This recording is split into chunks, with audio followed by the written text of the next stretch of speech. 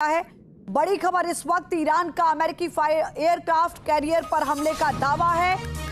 USS Abraham Lincoln पर missile से हमला हमने किया, यह ईरानी सेना की ओर से दावा किया गया।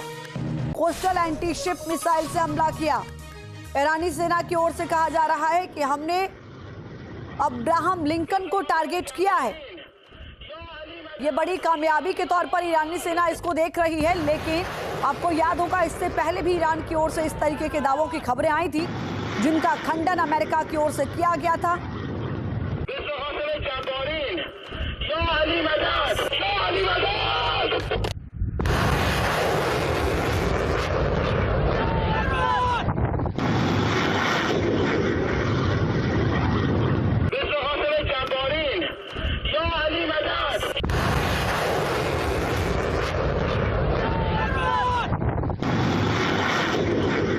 और इसी बीच एक बड़ी खबर आपको बता दें, इजराइल पर ईरान के हमलों की नई लहर सामने आई। ईरान ने इजराइल पर खैबर शेकान मिसाइल से हमला किया है। ईरानी मीडिया फास्ट न्यूज के हवाले से यह खबर सामने आई है। ईरानी सेना ने हमले का वीडियो जारी किया है। ये बड़ी खबर इस वक्त आपको बता दें, ईरान की ओर से इन वीडियो जारी के जरिए ये बताने की कोशिश हो रही है, एक और जहां मनोबल की जो लड़ाई सबसे ज्यादा रहती है इस बीच, वो यहां पर हाई दिखाने की कोशिश हो रही है ईरानी सेना की ओर से भी। ईरानी मीडिया फास्ट न्यूज के हवाले से ये वीडियो और ये खबर सामने आई है, जिसमें ये बताया गया है कि ईरान की ओर से इजराइल पर नए हमले की लहर सामने आई, जिसमें शेकान मिसाइल का खैबर शेकान मिसाइल का इस्तेमाल किया गया है ईरान की ओर से। अमेरिकी पत्रकार रयान ग्रिम का बड़ा दावा सामने आया। इस बीच एक बड़ी जानकारी आपको दे दें, यूएई में अमेरिकी पैट्रियट एयर डिफेंस साइट पर हमला किया गया है। ईरान ने पैट्रियट एयर डिफेंस साइट पर हमला किया है, ये जानकारी निकलकर सामने आई है। यूएई में जो अमेरिका का पैट्रियट एयर डिफेंस साइट है, उसको ईरान की ओर से टारगेट किया गया है। कई ऐसे एयरबेस जिनको खाली करने के लिए भी अमेरिका की ओर से कहा गया है, वहां से सैनिकों को हटाने की बात भी सामने आई थी। जो खबरें आई उसके मुताबिक बगदाद में अमेरिकी सेना के बेस पर हमला किया गया है। विक्टोरिया बेस पर ईरान का ड्रोन हमला हुआ है। विक्टोरिया बेस के सी-रैम सिस्टम पर हमला किया गया। ईरानी मीडिया के मुताबिक हमले के बाद अमेरिकी बेस के वेयरहाउस में आग लगी है, जिससे भारी तबाही की खबर है।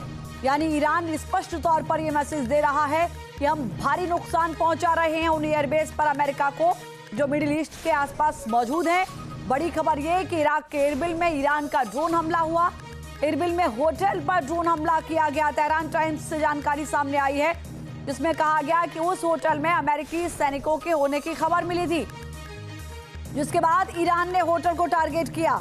इससे पहले अबू धाबी और दुबई में भी उन होटल को टारगेट करने की ईरान ने बात कही थी।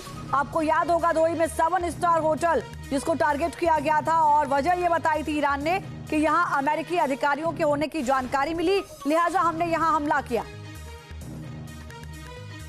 एक और बड़ी खबर आपको बता दें, इरबिल में रहने वाले अपने सैनिकों को अमेरिका की एडवाइजरी, यूएस सैनिकों को इरबिल में होटल को तुरंत छोड़ने का निर्देश।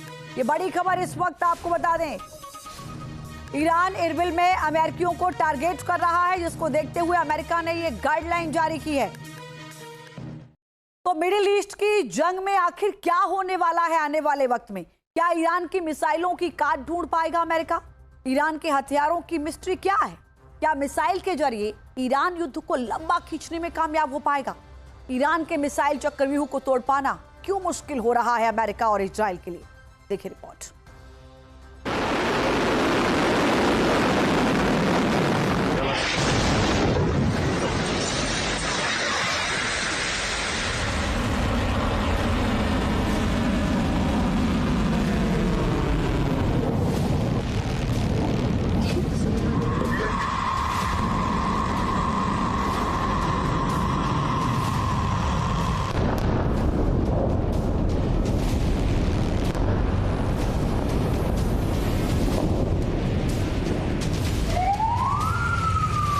मिडिल ईस्ट में जंग की असली पिक्चर दिखने लगी है। ईरान की तरफ से अपनी ताकतवर मिसाइलों के जरिए वार शुरू कर दिया गया है।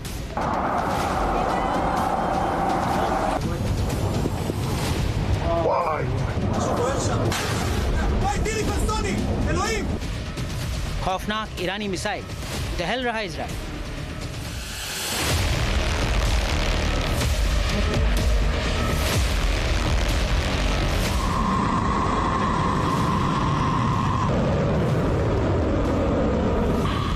ईरान के IRGC ने ऑपरेशन ट्रू प्रॉमिस 4 के अगले चरण में खुर्रम शहर 4 मिसाइलें दागी।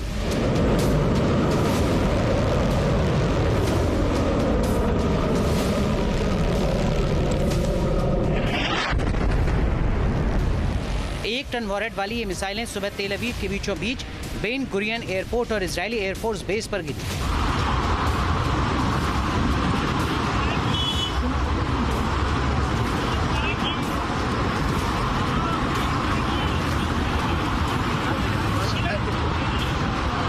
ये मिसाइल इजराइल की 7 परतों वाली एयर डिफेंस सिस्टम को पार करके पहुंची।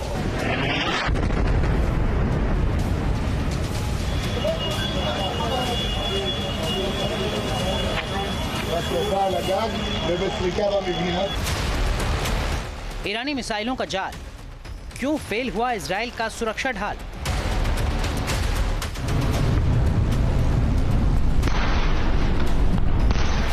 इजराइल पर ईरानी मिसाइल खुर्रम शहर 4 के हमले की ये तस्वीरें हैं। आसमान में मल्टीपल वॉरहेड की झलक देखने को मिल रही है।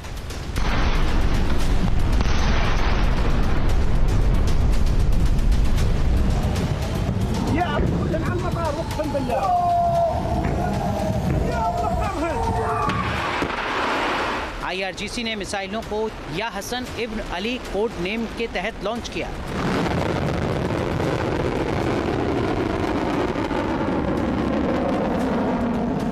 ये मिसाइलें हमले वाले ड्रोन के साथ आगे बढ़ीं और इजराइल की 7 परतों वाली एयर डिफेंस को चकमा देकर पहुंची।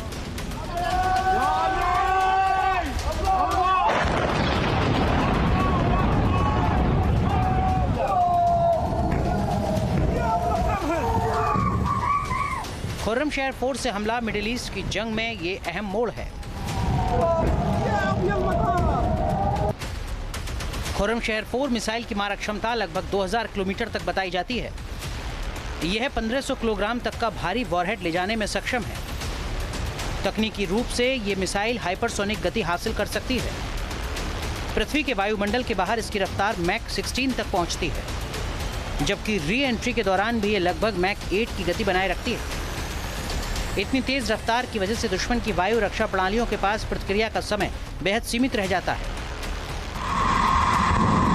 खुर्रम शहर 4 मिसाइल का इस्तेमाल इस जंग में बेहद अहम बताया जा रहा है। अल्लाहु अकबर, अल्लाहु अकबर, अल्लाहु अकबर।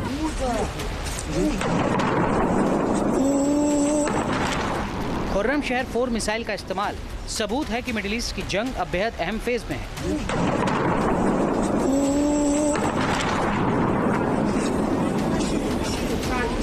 ये मिसाइलें प्रतीक हैं ईरान की ताकत की।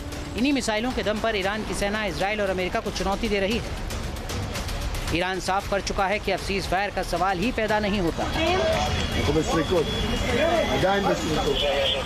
We are not asking for a ceasefire, and we don't see any reason why we should negotiate with the US when we negotiated with them twice, and every time they attacked us at the middle of negotiations.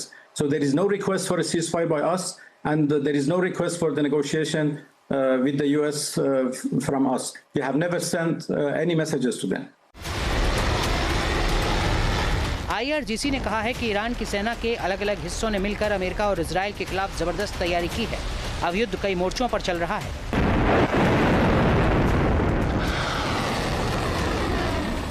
Iran का दावा है कि ये हमले Israel और America की हवाई रक्षा को पूरी तरह चकमा दे रहे हैं।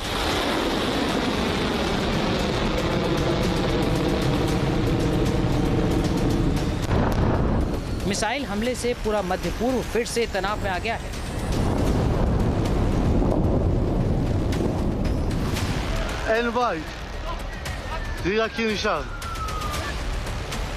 एक अनुमान के मुताबिक ईरान ने अब तक 2000 से ज्यादा ड्रोन और 600 से ज्यादा मिसाइलों से वार किया है। 60% एसेट का इस्तेमाल मिडिल ईस्ट में अमेरिकी ठिकानों पर हमले के लिए किया गया है। 40% इजराइल पर अटैक के लिए हुआ है। इस जंग में ईरान ने जिन अलग अलग मिसाइलों का इस्तेमाल किया है, उसने हर किसी को हैरान किया है।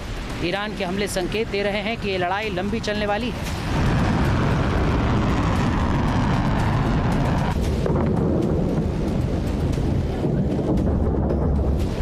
वायु शक्ति में ईरान इजराइल और अमेरिका के आगे कहीं नहीं टिकता, लेकिन उसके पास मिसाइलों का ऐसा जखीरा मौजूद है जो महाविनाश ला सकता है।